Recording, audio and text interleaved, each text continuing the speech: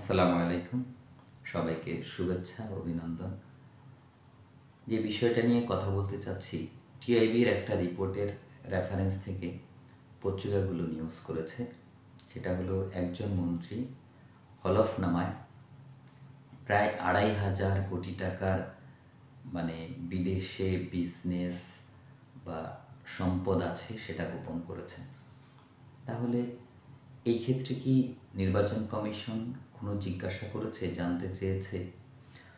কারো হলফনামার বিষয়ে তো নির্বাচন কমিশন কিছুই জিজ্ঞেস করেনি। জাস্ট সবাই হলফনামা জমা দিয়েছে। তারা যতটুকু দিয়েছে ততটুকুর মধ্যে অনেক গোপনীয়তা রয়েছে।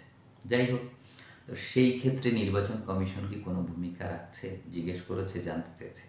একেবারেই না। গেল এটা শেষ। দুদক কি করছে? দুদকের তো রেসপন্সিবিলিটি আছে। এই যে অবৈধ সম্পদ বা অস্বাভাবিক হারে বাড়া, ১০০ গুণ, ২০০ গুণ, ২৫০ গুণে কারো সম্পদ বাড়ছে, এটা কি করে সম্ভব? সেই ব্যাপারে কি দুদক কোনো খোঁজ নিচ্ছে, তথ্য নিচ্ছে? তাদের কি কোনো গোয়েন্দা টিম এখানে বসিয়েছে যে তারা এভাবে সম্পদ কিভাবে আর্ন করেছে, কিভাবে অর্জন করেছে?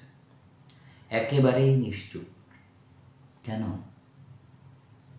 কাজ করবে না কেন? করতে হবে তো তাদেরকে। তাদের নৈতিকতার জায়গায়, রেসপন্সিবিলিটির জায়গায় এতটা কেন তারা নিশ্চুপ থাকবে? তারা কি সবসময় অনৈতিকতার সাপোর্টে দিয়ে যাবে? আমরা দেখেছি না এর আগে ২০০৮-এর নির্বাচনের ৩ থেকে ৪ দিন আগে কোকোর দুর্নীতি প্রকাশ করেছে দুদক। সেই রিপোর্ট পত্রিকাগুলো বড় বড় হেডলাইন দিয়ে প্রকাশ করেছে, প্রচার করেছে। তো দুদক এখন কেন পারবে না? এখন কেন পারছে না? তাদেরকে কি সরকার হাত ধরে বসে আছে? আচ্ছা, আরেকটা বিষয়, এই অবৈধ অর্থ সম্পদের ব্যাপারে ওবায়দুল কাদের সাহেব সাংবাদিকদের প্রশ্নের জবাবে বলেছেন, হ্যাঁ, অতিরিক্ত সম্পদ অর্জন কিছুটা দৃষ্টিকটু, জাস্ট দৃষ্টিকটু, এবং এই মুহূর্তে কিছু করার নাই, সরকার রুটিন মাফিক ওয়ার্ক করছে। আসলে এটা কি রুটিন ওয়ার্কের খুব বাইরের বড় কোনো কাজ? একটা মানুষ দুর্নীতি করছে, লুটতরাজ করছে, লুটপাট করছে, তার বিরুদ্ধে গভর্নমেন্ট অ্যাকশন নেবে না? আপনারা দুদককে বললেই তো হয়, বলেই দেখুন। আসলে আমরা চাচ্ছিলাম ওবায়দুল কাদের সাহেব যদি মিনিমাম এতটুকু কথা বলতো যে আমরা তদন্ত করছি, তদন্ত করে দ্রুত ব্যবস্থা নেওয়া হবে। আরে বলেন না, বললেই বা কি আসবে যাবে? আমরা তো এই দেশে এগুলো দেখতে দেখতে মোটামুটি আমাদেরও মুখস্থ হয়েছে। তদন্ত করে ব্যবস্থা নেওয়া হবে, দ্রুত ব্যবস্থা নেওয়া হবে। আমরা গভীরভাবে পর্যবেক্ষণ করছি। অবশ্যই তাদের বিরুদ্ধে আইনগত ব্যবস্থা নেওয়া হবে। তারপরে কি হলো না হলো এগুলোর আর কোনো খবর নেই। কিন্তু আপনি কি বললেন? দৃষ্টিকটু। হাজার হাজার কোটি টাকা বিদেশে পাচার করা, বিদেশে অর্থ সম্পদ করা, এগুলো জাস্ট দৃষ্টিকটু। কোথায় যাবে এই মানুষ? বাংলাদেশের সাধারণ মানুষ, খেটে খাওয়া মানুষ তো দিনে দিনে গরিব হচ্ছে। তাদের তো আর কুলোচ্ছে না। তারা তো দিনে দিনে ক্রয় ক্ষমতা হারিয়ে যাচ্ছে তাদের। তারা বাজারে গিয়ে হিমশিম খাচ্ছে। আর আপনি বলছেন দৃষ্টিকটু। কতটুকু অবৈধ অর্জন করলে আপনার কাছে এটা অপরাধ মনে হবে? আপনি আজকে অর্ডার করেন, প্রধানমন্ত্রী আজকে অর্ডার করুক, এরা শাস্তির বাইরে যেতে পারবে না।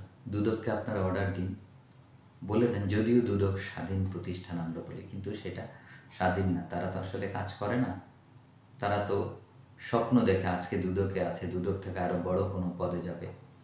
অতএব এখানে হাত দেওয়া যাবে না। তাহলে আপনার নৈতিক জায়গাটা কোথায়?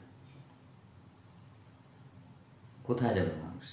নির্বাচন কমিশন আজকে আরেকটা বিষয় বলল যে নির্বাচনী আইন লঙ্ঘন করছে, সেটা মোটা দাগে তেমন না। উনি কি চায়? সবাই নির্বাচনী আচরণবিধি ভঙ্গ করুক, সব জায়গায় মারামারি হোক, তাতে ওনাদের ভালো লাগবে। আসলে ওনাদের পার্সোনালিটি এত কম, এত খারাপ, তাদের চেহারার অভিব্যক্তিটা দেখলেই কেমন যেন লাগবে যে আসলে কি, তারা কি বলতে চায়। বডি ল্যাঙ্গুয়েজটা এমন কেন? মনে হয় যেন এগুলো কিছুই না। কোনো পার্সোনালিটি সম্পন্ন মানুষ এভাবে কথা বলতে পারে, এগুলো চিন্তা করাই কঠিন। তাদের কিছুই করার নেই, সেটা এক জিনিস বলতে পারে আমরা অসহায় বলে যে এগুলো তেমন কিছু না, ওটা থেকে তেমন কোনো নির্বাচন বিধি লঙ্ঘন হচ্ছে না।